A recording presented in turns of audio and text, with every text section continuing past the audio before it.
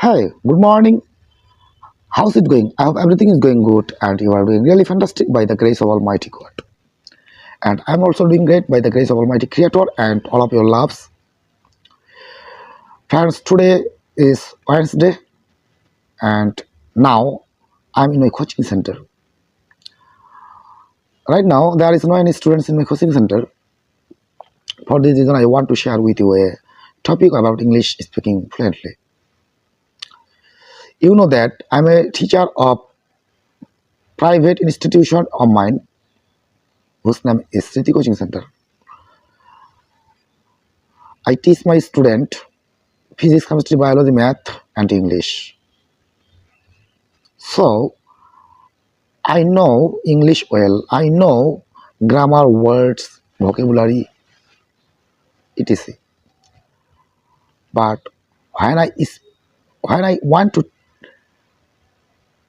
speak in English, I froze because I have an inertia. You know about what means of inertia?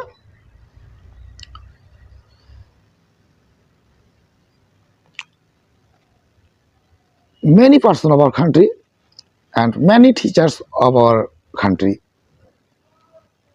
there are no English well. There are no words, grammar, vocabulary, so on.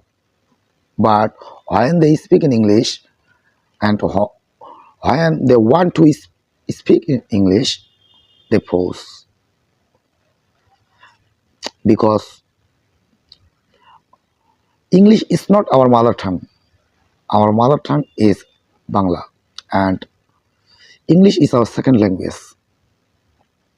Statistics show that about 350 million people speak English is a second language and 300 million people speak as it their mother tongue. So English is our second language as well. For this, we have no any environment for speaking English.